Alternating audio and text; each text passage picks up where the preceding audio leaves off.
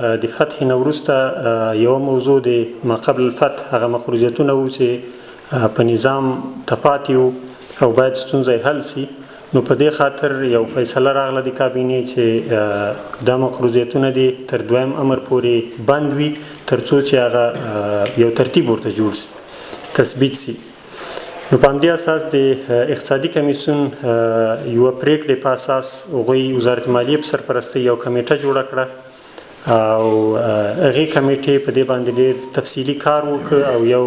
جامع طرز العمل یې ورته جوړ کړ چې څنګه کوی سو چې دا مقروضیتونه، تضمینات، تامینات د خلکو ادا کړی شي. چې هغه طرز العمل له نیکه مرغه په روسخ کال جوړ شو، د اقتصادي کمیسیون د تایید وړ هم وګرځېد. البته د کابینې ته چې کله وړاندې شو هلته صرف په دې طرز العمل کې د تثبیت پروسه کابینې منظوره کړه. نو د هغه نه وروسته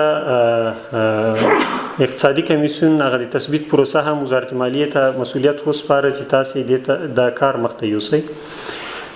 د هغه هدایت په اساس وزارت مالیې په هره اداره کې یو مختلطه کمیټه جوړه کړه چې په ما قبل الفتح مخروجیتو باندې کار وکړي،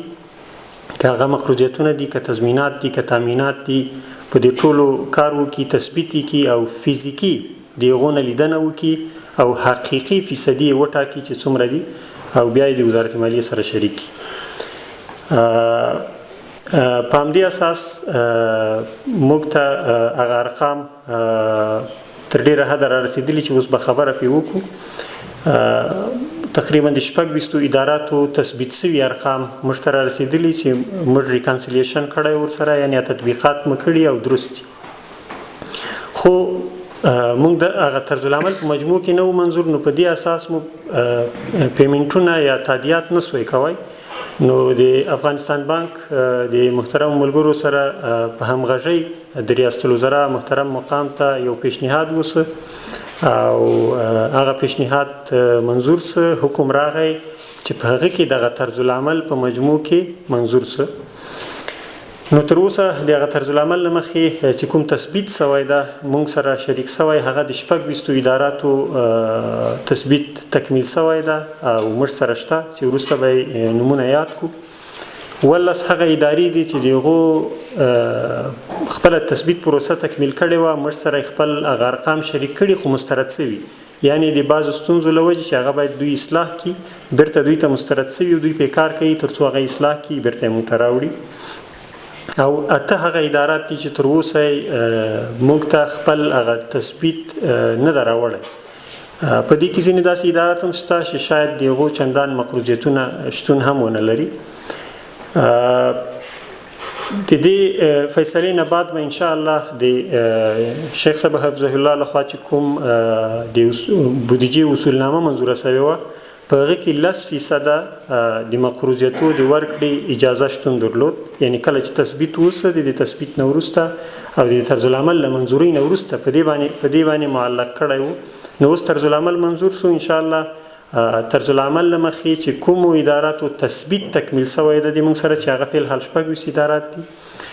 د هغو د مقروضیتو 10% انشاءالله سږ کال کې د کال تر اخره د هوت تر میاشتې تر اخره پورې موږ آماده یو چې هغه پیمنټونه ورته وکړو. طبعا هغه غوښتنه به موږ ته د اداراتو لخوا راځي او موږ به بیا اجرات ورته کوو. له دې ورهاخوا تضمینات او تامینات چې کوم د شرکتونو پاتې دي نو هغه د طرز العمل له مخې د اجرا وړ دي او وزارت مالیه ورته اجرا کوي، ځکه طرز العمل کې هغه ته ترتیب شته چې کوم هغه اصول یې پوره کړي وي د هغو تضمینات او تامینات موږ ریلیز کوو. او یو بل سهولت هم دلته موږ راوسته چې کېدای شي داسې ځینې پروژې وي چې اوس نیمه کاره دي او 10%، 80%، 80% کار سوی خو یو څه کار نورم غواړي او بودیجه کې څه کال نه دي نیول سوي. اصول دا دي چې د هغه تضمینات او تامینات تر هغه نسي ریلیز کېدی تر څو هغه پروژه تکمیل نسي. نو که چېرته هغه شرکتونه غوښتونکي وي چې موږ غواړو چې دا پروژه تکمیل کړو خو که د موږ یو څه فیصد تامینات او تضمینات ریلیز شي نو هغو ته هم لاره شته پکې چې هغو ته موږ یو څه فیصدي د دوی د تضمیناتو د تامیناتو دې خاطر ریلیز کړو چې دوی دا پاتې کار تکمیل کړي نو دا یو بل سهولت شته انشاءالله د شرکتو لپاره چې بیا د اداراتو له ادرسه یې موږ سره د خپله موضوع شریک کوی سي او له دې وراخوا کېدای شي ملګرو سره به دا سوال هم پیدا کېږي چې هغه پروژې چې ډونرانو تمویل کولې د هغو ترتیب به څنګه وي نو الحمدلله دا طرزالعمل ډېر جامع ده هره برخه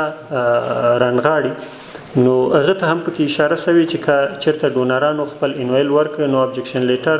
اجازه یې ورکړه نو موږ د هغو پیمنټونه هم په هر ادرس چې هغه ډونر خوښه وي ورکوو او په دې اړه موږ د نړیوال بانک سره او د ای ډي بي سره مختلف مجالس کړي دي چې غټ ډونران د موږ سره دوی وو نو ورلډ بانک تعهد کړی چې د راتلونکي کال په شروع کې انشاءالله دوی به خپل مخروجیتونه ادا کوي عملا د موږ سره یو تخنیکي کمیټه لري او په دې شیانو کار کوي ای ډي بي هم یا اسیایي پراختیایي بانک هم وعده کړې انشاءالله هغو سره هم په اړیکه کې یو هغوی هم امید شته چې خپل مخروجیتونه ادا کړي مشخصه نیټه یې موږ ته نه ده ښودلې خو اراده یې ښودلې چې موږ هم آماده یو تر څو د جمهوریت کې چې کوم مخروجیتونه یې دوی په ذمه پاتې وو که هغه معاشات دي تضمینات دي د شرکتو مخروجیتونه دي دا به ادا کوي زه به دغه د اداراتو نومونه واخلم چې کومو اداراتو د موږ سره تثبیت پروسه تکمیل شوې ده په دې کې دفتر مقام ریاست الوزرا ستره محکمه ریاست عمومی محافظت ریاست الوزرا وزارت مالیه وزارت صنعت و تجارت وزارت معارف وزارت شهدا و معلولین وزارت مخابرات و تکنولوژی معلوماتی وزارت اقتصاد اداره آموزش های حرفوی وزارت زراعت آبیاری و مالداری وزارت امور سرحدات و قبایل ریاست عمومی انسجام امور کوچیها وزارت کار امور اجتماعی لوی ریاست نظارت تعقیب فرامین و احکام اداره ملی امتحانات وزارت امر بالمعروف و نهی عن المنکر جلب و جذب و سم و شکایات اداره ملی استاندارد افغانستان اداره ملی محافظت محیط زیست اکادمی علوم افغانستان اداره عالی تفتیش شورای طبی افغانستان کمیسیون عالی انرژی اتمی افغانستان اداره ملی تنظیم ادویه و غذای افغانستان شرکت ابرسانی و کانالیزاسیون افغانستان اداره خط آهن اداره تنظیم امور زندانها او له دې علاوه تقریبا 18 نور هغه پاتې ادارات دي چې دغه هغه تثبیت د دوی په ان دوی کړای مشتری لېږلای خو ستونزې وي موږ بیرته مسترد کړي ترڅو هغه اصلاح کړي چې بیا زه به ضرورت نه وینم چې تفصیل سره نمونه واخلو که بیا د ملګرو په کار وو د مجلس نه وروسته د حکمل صاحب نه ترلاسه کوی شي او هغه ادارات دي چې تر اوسه تثبیت له سره راوړی نه ده البته وخت یې غوښتی ځینو 3 میاشتې ځینو 6 میاشتې وخت غوښتی تر څو خپله پروسه تکمیل کړي او هغه ارقام موږ سره شریک کړي